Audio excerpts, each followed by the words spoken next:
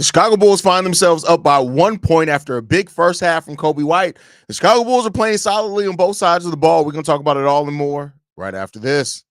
You are now tuned in to Chicago Bulls Central, hosted by Haize, your number one spot for all things Chicago Bulls.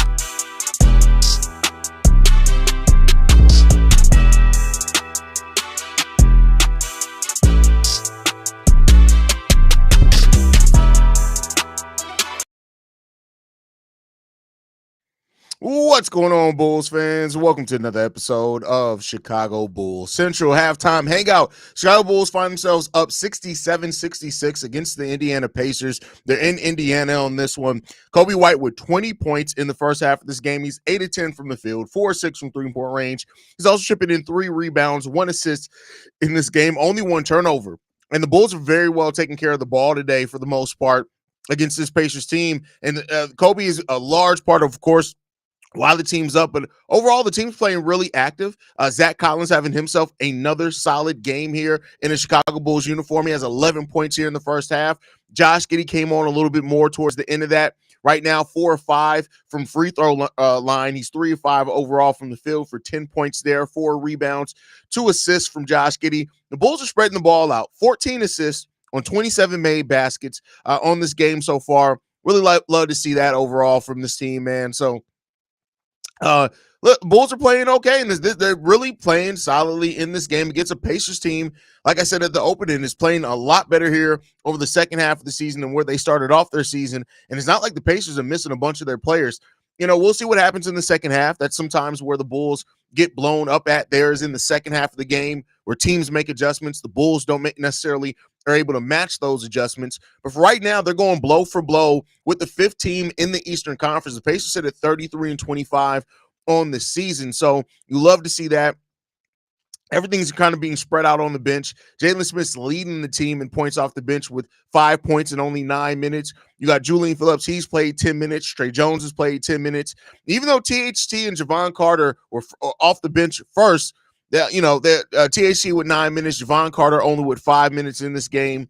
On the other side of the ball, the Pacers are led in scoring by Pascal and Tyrese Halliburton. Halliburton has 15. Pascal has 14 points in this game. And overall, both teams shooting the ball really well. The Bulls are shooting 62% from the field, whereas the Indiana Pacers are shooting 54% from the field. Pacers are also shooting 46% from 3. The Bulls are shooting 43% from 3.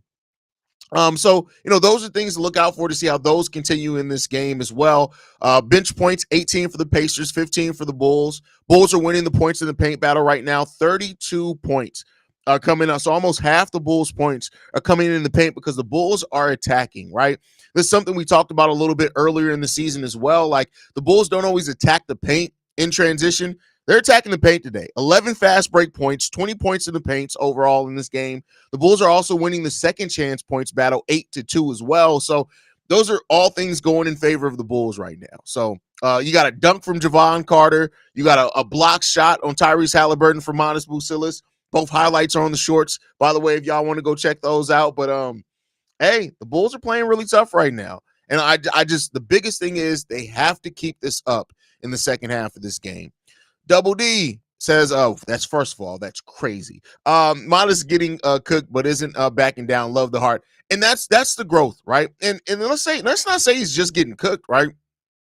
He scored 9 points himself. He's 4 of 6 from the field with 3 assists, 3 rebounds, 1 steal, and a block shot. Manas Busilis is out there balling. So, he's not playing the best defensively at all, but he's making them guard him on the defensive side of the ball as well. Leroy dunk is wild. That dunk was mid, but I mean, shout out to him for getting a dunk, like his first dunk in 2 years, only the 6th, I think they said, in his NBA career. Kobe was on Fago. Much better second quarter from Giddey after a rough first quarter. Right. And again, we talked about Giddey. He's a confidence player, right? So you want to see him continue to build off that.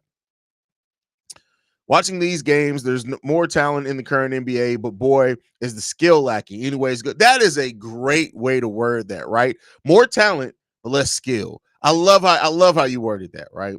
You have to love what you see from Manas with the activity out there on the court. That's why, even when he was coming off the bench and not playing as many minutes, is like the activity that he brings is really what's going to make a big difference. Kobe finally woke up, laughing but serious. I mean, he really woke up in the fourth quarter of last game. So I love to see that he's building off of that. Solid half from us. Better than I expected, to be honest. Let's see what the second half brings. Come on, Bulls. See red. Let's see. Baywatch Zach is pretty solid. That is hilarious. We need more from Dalen Terry and Julian Phillips in the second half. I mean, I wouldn't ever be mad at more from the young guys. We want to see the young Bulls play a little bit better. Too many open threes for the Pacers. We need to adjust defensively. Yeah, I mean, you're playing zone. And so when you're playing zone, you're actually basically saying, all right, you're not going to get to the middle. So that's by design. We played mostly zone in the first half of this game. I wonder if the ball-headed hole came in early because they needed some fresh and wanted Trey on TJ. That definitely could have been the plan there. Now, I don't know if I usually give Billy Donovan credit for thinking that far in advance, but, it could be. Collins and Giddey doing work. That block from Modest was fire. Hey, listen, we talked about it in the pregame show. Like, there's something about those Zach Collins and Josh Giddey minutes out there together. Let's look at it today in the first half. Give me 1 second. Let's see. Josh Giddey. Let's go to Zach Collins. I don't know. So today they played 13 minutes together. We're -10 when they're playing on the court together. -39.7 net rating so far in this game with Josh Giddey and Zach Collins on the court together. So, see how it is. But Zach Collins is still playing tough there. And let's look at the second quarter specifically because that's when Giddey was playing a little bit better. They played 7 minutes in the second quarter. -3, -20 net rating, but a 133 overall offensive rating for the team, 71% assist ratio, 98 pace. So it's getting better. And of course, with Josh Giddey playing better, it's gonna in the second quarter, it's gonna improve. Hey, since we 4 players out, can we call up some 10-day players? No, because I think they have to be ruled out for a certain amount of time. And even with Io, basically the season ended, I think he has to miss a number of days first before they can file for it. Now, it may be coming, right? But keep in mind, it's not just players being out. They have to be out or projected to be out for a certain amount of time. Vooch being listed as day-to-day, P. Will being listed as a week from now. I don't know if they get that, but hey, if they do, we'll see. Hey, I respect you a lot. Thanks for doing what you do. Appreciate you, Mike. Hey, since Io Sumo season ended surgery, does that mean we have a current open roster spot? No, it does not. No, it does not. That's not how it works. No Zoe, no Io, so Kobe gets the ball and gets his rhythm. Kobe a guard, not just a shooter. Yeah, I mean, we've known that for a while now, right? Kobe isn't a shooter. He's not a shooter. He's a scorer, which is different. Haize, if we were able to trade Vooch this offseason, are you good with Zach Collins being our full-time starter next season? I mean, yeah, because we're not going to win. If we were trying to win basketball games, then no. No, I would not be. And that's not a knock on Zach Collins. That's just, like I said, I'm not going to be overly impressed and all of a sudden look at you as some starter because you're having a nice run when the team sucks. Right now, it depends. That it's situational as well. If we draft a Kaman Malowick, a Derek Queen, and we go ahead and move Vooch because of the value or whatever, I would hope that one of those young guys eventually take over the spot. We still got Jalen Smith here as well, but, good to see Kobe break out. While consistency puts him in another level of conversation, the capability on these type of outbursts will always be value in the NBA. Oh, yeah, that's a big fact. Big fact. Scores that can get hot and score at the rate that Kobe White can are always going to have value in the NBA. The skill in the NBA is more geared towards international analytical basketball than the style of basketball most grew up on. Ball-headed hoe dunked and looked at you, Haize. No, he didn't, because he still sucked. So he did not. If you looked at me, then he's looking at the wrong shit. You need to look at your play on the court because he still got cooked defensively. Dunk don't change that. Zach Collins and Jalen Smith going to be battling for that center spot. Not for the rest of the season, I think. They're just going to play. What's up, Haize? I watch your videos. Appreciate your Bulls and Bears YouTube videos. Appreciate you, bro. Thanks for checking us out. Zach Collins has always been good. He just is fragile. No, I looked at some of the advanced analytics of Zach Collins. He hasn't always been good. Now, maybe that's been because of injury, but you can't say Zach Collins has always been. Here's the thing. He hasn't always been efficient, right? He hasn't always been efficient. Always been a solid rebounder. He's been a solid player. But you look at Zach Collins and say that he really had 2 seasons where he was decent. And other than that, he's just been a solid NBA player, right? So I can't say that he's always been good. Kobe White has been inconsistent in this game as a scorer in the first half, and the energy has been consistent. My bad. In the first half, and the energy from the bench unit was much needed, especially against the Pacers, who have a solid bench unit as well. Yeah, I mean the Bulls came in and executed today, right? They've been playing as a team. They've been connected. They've been executing, and that's what you like to see from the team.